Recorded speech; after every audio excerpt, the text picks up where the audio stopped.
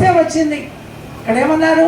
ప్రారంధం భోగతో నస్తే, ప్రారంధ కర్మ అనుభవించే తీర్చుకోవాల్సిందే. శరీరం వచ్చింది, శరీరంతోనే కూడుకొని ఉన్నాం. ఇప్పుడు మనము అచలమే ఉన్నది, ఎరుక లేదు, నేను లేనని అహం రహిత పదార్థ స్థితిలో ఉన్నప్పటికీ శరీరం ఉన్నంత వరకు శరీరానికి ఆకలి దప్పులు కలుగుతూనే ఉన్నాయి, శరీరానికి వ్యాధులు కలుగుతూనే ఉన్నాయి, బాధలు వస్తూనే ఉన్నాయి కదా. మరి వాటిని అనుభవించాల్సిందేగా. ఇప్పుడు ఎండాకాలం వచ్చింది, సూర్యతాపాన్ని అనుభవించాల్సిందే. రేపు చలికాలం వస్తే చలితాపాన్ని అనుభవించాల్సిందే. రేపు వర్షాకాలం వస్తే వర్షబాధల్ని అనుభవించాల్సిందే. తప్పదు కదా. శరీరం ఒకటి ఉంది కాబట్టి. నేను లేదని అనుకున్నా, నేను లేననుకున్నా అని ఉంది. ఎలా ఉంది? ఎలా ఉండాలి? కాలిన గుడ్డ మడత రూపంలో కనబడుతున్నప్పటికీ అది ఎత్తి కట్టుకోవడానికి పనికిరాదు. అంకురము నశించినటువంటి గింజ విత్తన రూపంలో కనబడుతున్నప్పటికీ అది పదునైన భూమిలో పడినా కూడా తిరిగి మొలకెత్తదు. ఎందుకంటే దాంట్లో అంకురం నశించింది కాబట్టి. అంకురం నశించిన గింజ వలె ఉండి లేనివాడు కావాలి, లేక ఉన్నవాడు కావాలి. లేకనే ఉన్నటువంటి వాడు, ఉండి లేనటువంటి వాడు. మనకు సమస్తమైనటువంటి కొత్త విషయాలు నేనేం చెప్పడం లేదు. మీరెప్పుడు విననివి కాదు, మీరెప్పుడు విచారించనటువంటివి కావు. ఎప్పుడూ కూడా పెద్దలు చెప్తున్నటువంటివి వింటున్నారు. గురువు గారు చెప్పిన బోధ అన్నిటికంటే మించినటువంటిది. గురువు తనకు బోధించినటువంటి యొక్క బోధలో అందరూ నిష్ఠాగరిష్ఠులయ్యే ఉన్నారు. అయినా మనం మళ్ళా పునః కాస్త మళ్ళా, ఎందుకంటే ఎరుకకు మరుపు ఒకటి ఉంది కాబట్టి, తినడానికి జీర్ణమయ్యే గుణం ఒకటి ఉన్నది కాబట్టి మరలా తింటున్నాము. అలాగే వినడానికి మరిచిపోయే గుణం ఉంది కాబట్టి మరలా వింటూనే ఉండాల్సి వస్తుంది. కాబట్టి మీరు విన్నటువంటి దాన్నే మళ్ళా నేను చెప్తున్నాను, కొత్తదేమి కాదు. ఆనాడు శ్రీకృష్ణ భగవానుడే అర్జునుడు బోధిస్తూ ఆయనే అన్నాడు, అయ్యా నేను కొత్తగా ఏమి తీసుకొచ్చి నీకు చెప్పడం లేదు. ఆనాడు ఇమం వివస్వతే యోగం ప్రోక్తమాన్ అహం అవ్యయం వివస్వాన్ మునుమే ప్రాహ మునుర్విక్ష్వాకమే భ్రవేత్. ఆదిలోనే ఆ యొక్క భగవంతుడు నేను ఇక్కడ ఏమన్నారు? నేను సూర్యునికి ఉపదేశించాను. సూర్యుడు వైవస్వత మనువులకు, మనువు ఇక్ష్వాకులకు, ఆ ఇక్ష్వాకుల వలన తక్కిన రాజర్షులు తెలుసుకున్నారయ్యా. ఆ పరంపరగా వచ్చినటువంటి దానినే ఇప్పుడు నేను నీకు చెప్తున్నాను.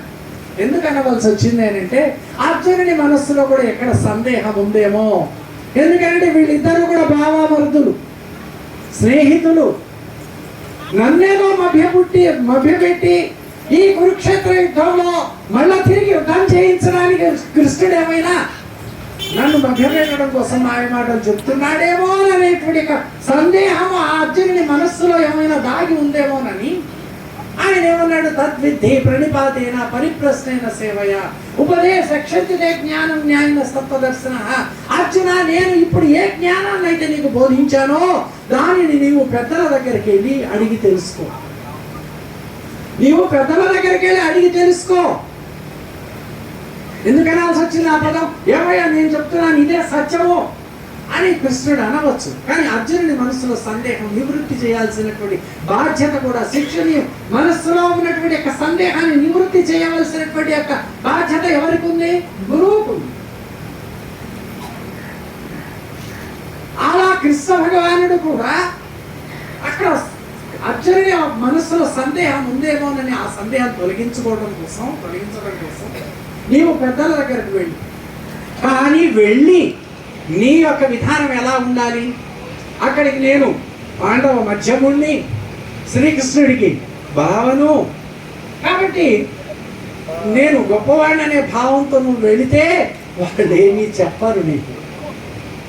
ప్రణిపాతేన ముందుగా పెద్దలకు సాష్టాంగ నమస్కారం చెయ్యి. ఇది గొప్ప సాధనము.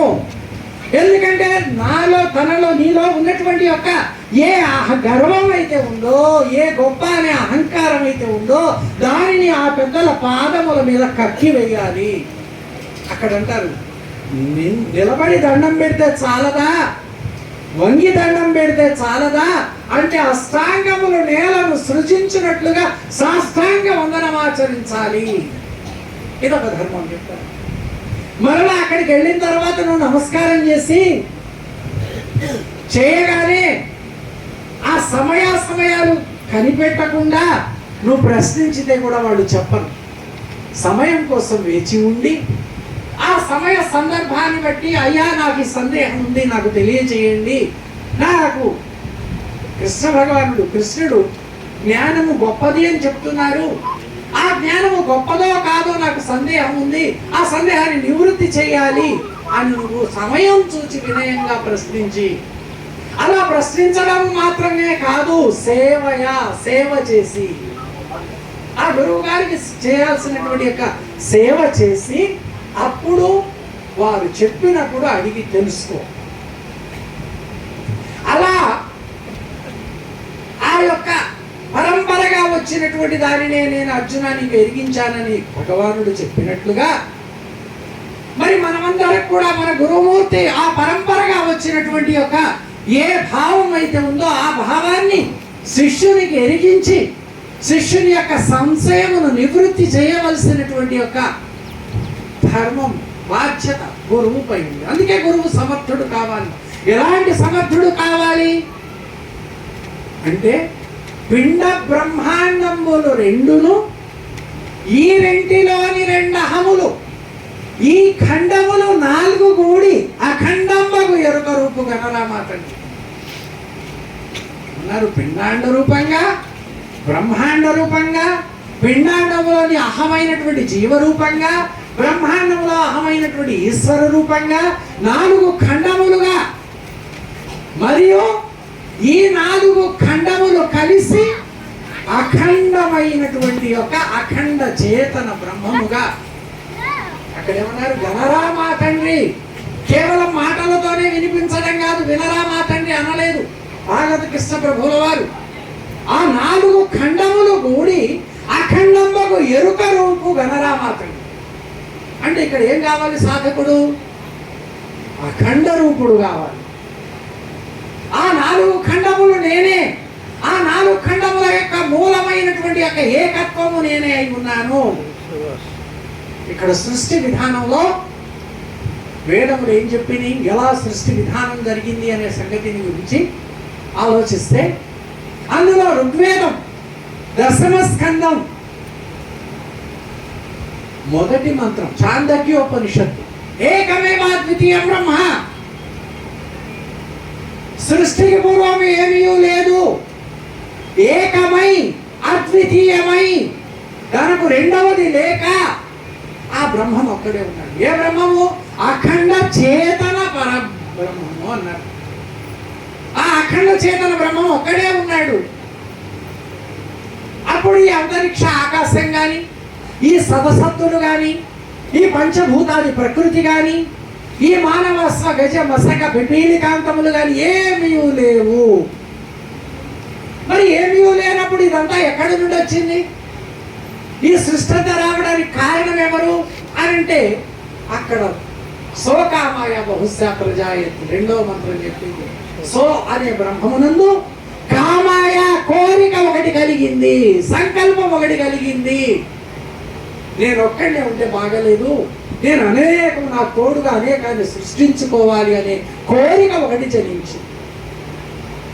ఆ కోరికయే, ఆ సంకల్పమే అనేన జీవేనాత్మాన విందతి తసృష్ట్వా తదేవ అనుప్రావిశత్.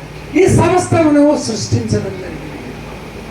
ఆ సమస్తము కలిగినటువంటి సృష్టి బ్రహ్మము కంటే వేరై ఎలా ఉన్నది? మృత్పిండము వలె ఉంది.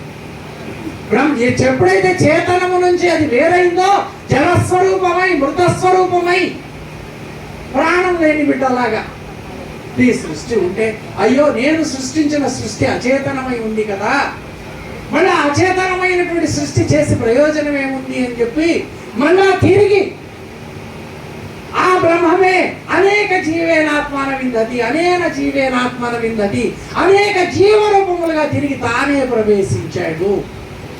ఇదంతా ఎందుకు చేశాడయ్యా అని ఒక ప్రశ్న వేసుకుంటే లీలాదేవత కైవల్యం, నా ఆనందం కోసమే. ఎందుకు చేశాడు? ఎవరి ఆనందం కోసం చేశాడు అంటే చేసిన వారు తన ఆనందం కోసమే. ఎవరతడు? ఆ అఖండ చేతన బ్రహ్మమే. కనుక అనేకముగా అయినటువంటి సృష్టి కూడా అఖండ చేతన బ్రహ్మమే, దాని రూపమే.